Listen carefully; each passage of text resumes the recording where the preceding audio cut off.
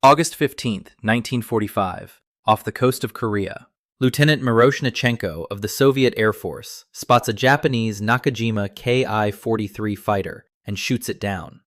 The first confirmed aerial victory ever credited to a Bell P-63 Kingcobra in combat. It comes on the very same day Japan's government announces its surrender. The aircraft that scored that kill had been built in Buffalo, New York, flown across Alaska and Siberia by Soviet ferry pilots, and delivered into a war against an enemy on the other side of the planet from the one this video's title asks about. Pause on that. This is meant to be a story about why German pilots couldn't understand America's Kingcobra. The honest, slightly uncomfortable answer is that almost none of them ever got the chance to try. Under the actual terms of the 1943 Lend-Lease agreement covering the aircraft, the Soviet Union was specifically prohibited from using its P-63s against Germany at all, restricted instead to the war against Japan in the Far East, a restriction that meant the single largest foreign user of this aircraft fought its entire, brief combat career against an opponent thousands of miles from the Eastern Front this channel usually covers. It is a strange enough fact that it is worth stating plainly before going any further.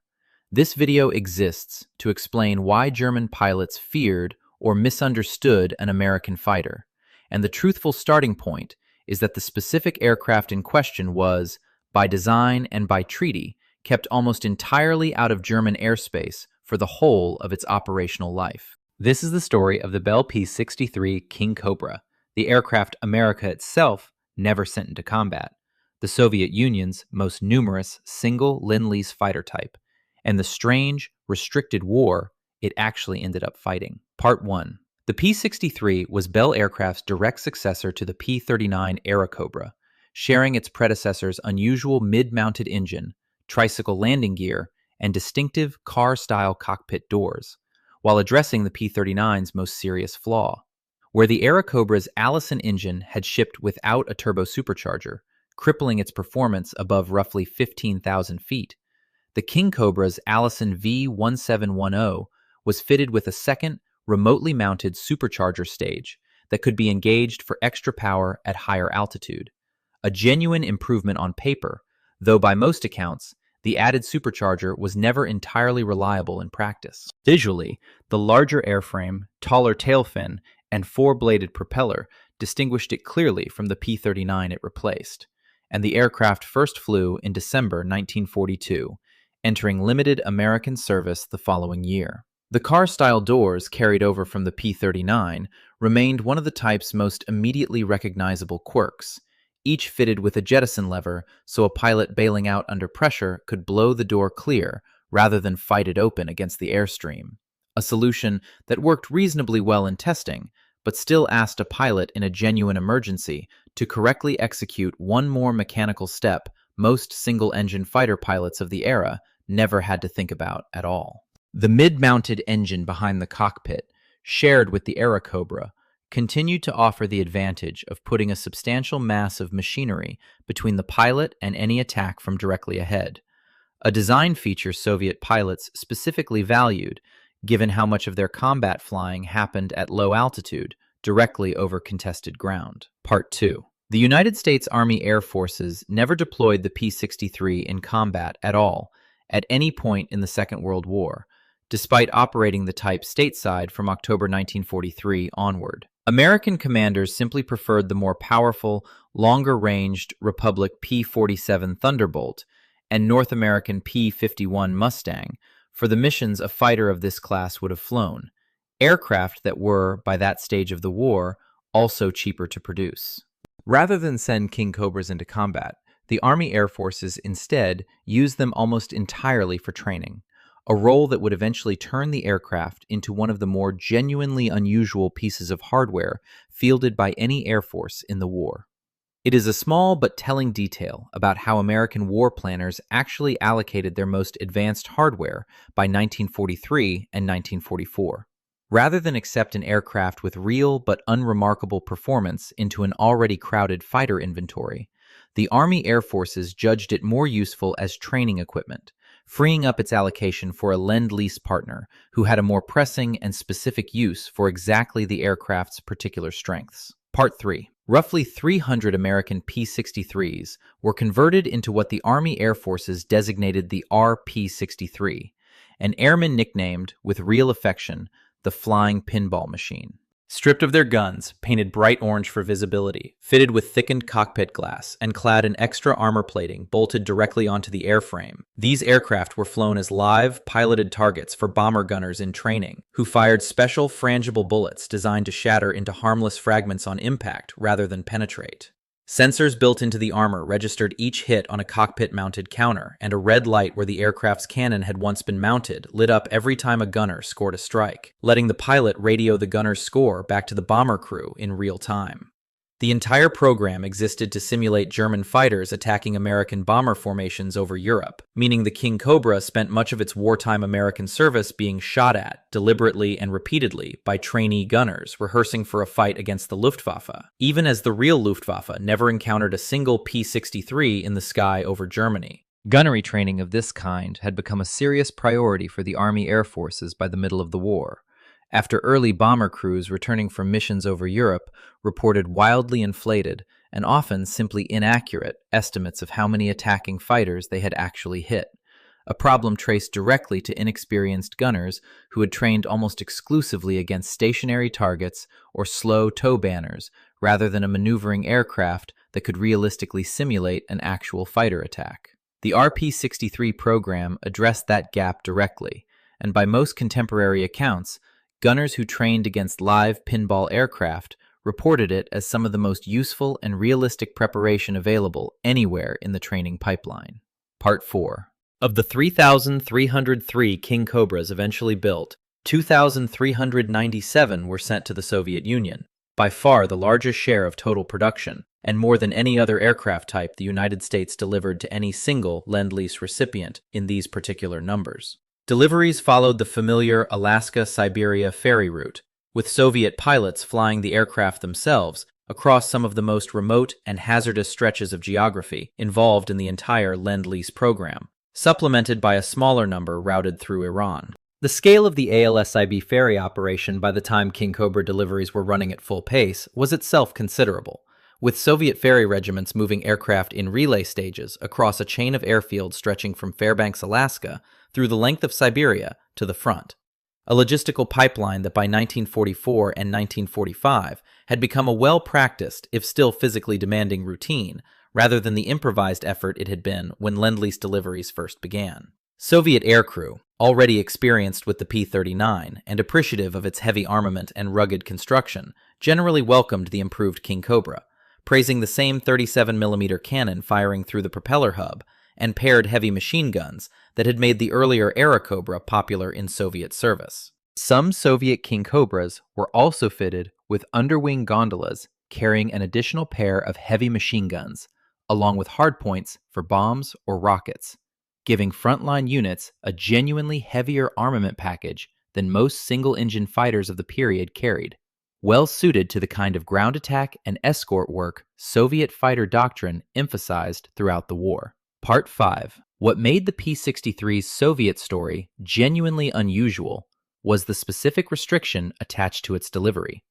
The 1943 Lend-Lease terms governing the aircraft explicitly forbade its use outside the Far Eastern Theater, meaning Soviet Kingcobras were, by agreement, never supposed to appear in combat against Germany at all, a restriction distinct from how freely the earlier P-39 had been used across the entire Eastern Front. It is worth being honest that persistent rumors, repeated in some enthusiast and historical circles, claim Soviet P-63s did see occasional unauthorized combat against German forces despite the restriction, but this remains an unconfirmed claim rather than solidly documented history, and no reliable primary source has settled the question either way. The restriction itself likely reflected broader American caution about where its most current fighter technology ended up being used and against whom,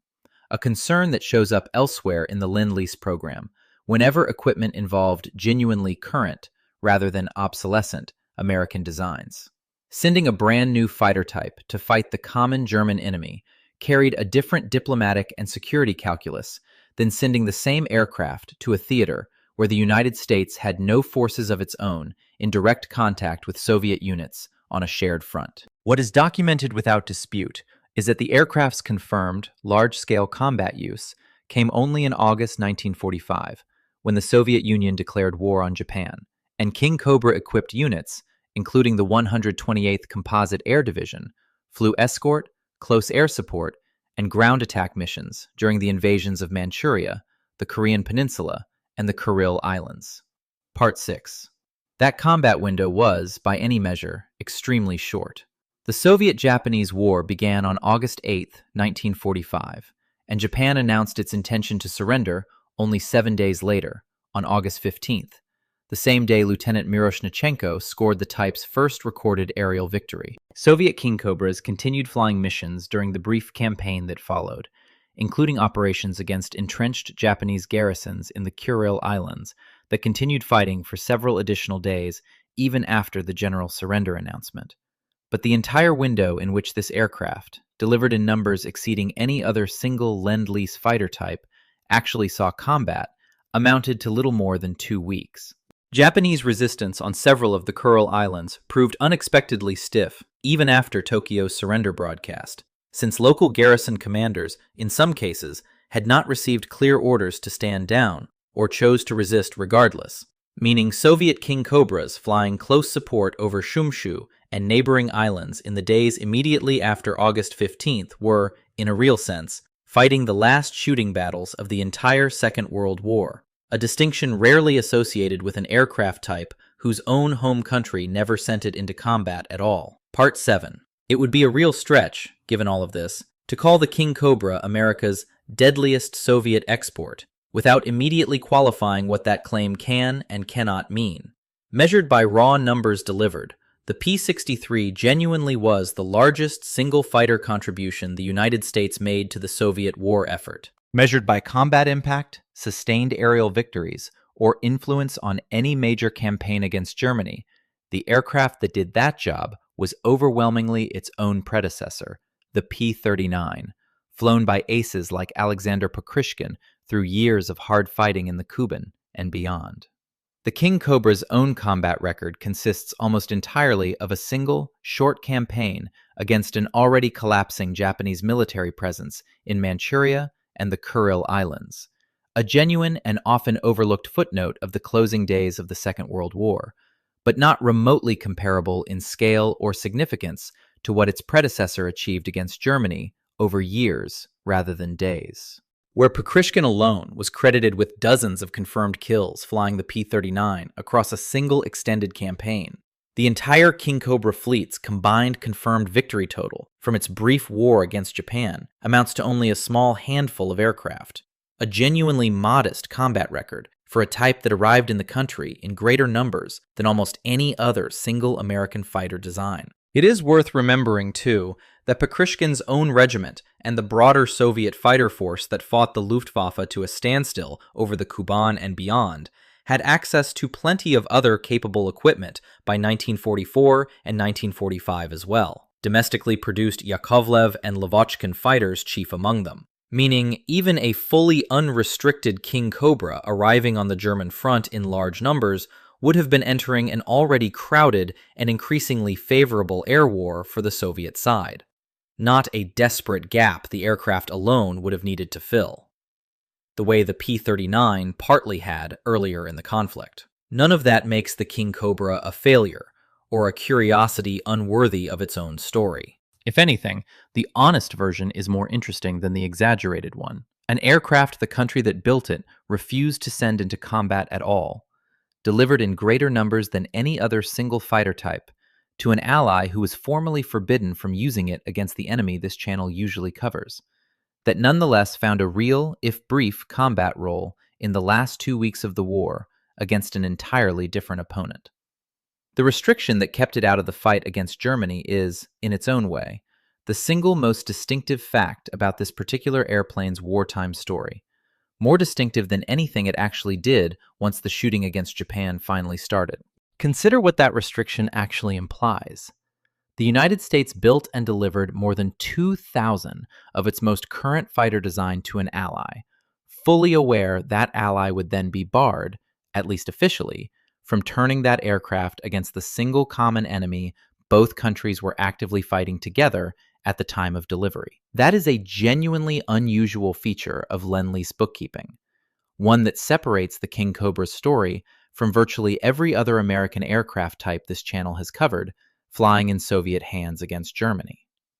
The Kingcobra outlasted the war that barely used it.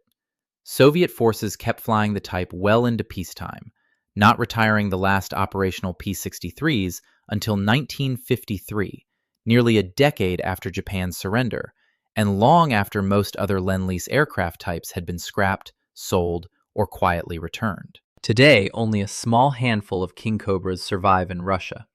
a pair of airframes preserved in museums. A modest legacy for an aircraft that was, by total numbers delivered, one of the largest single American fighter contributions of the entire Lend-Lease program.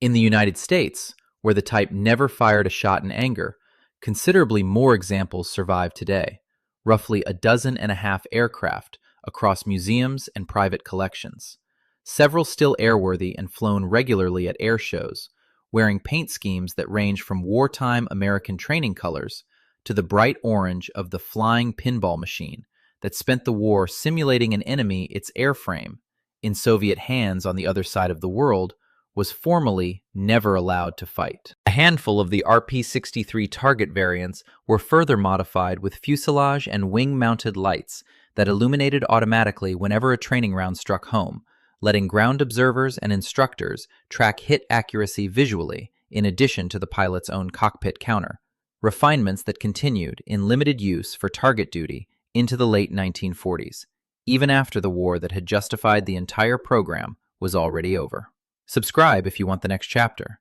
because there are more of these. More aircraft whose numbers on paper and combat record in practice tell two genuinely different stories, and more honest looks at what a title's premise gets right, what it oversimplifies, and what it simply couldn't have happened at all, given who was actually allowed to fight whom.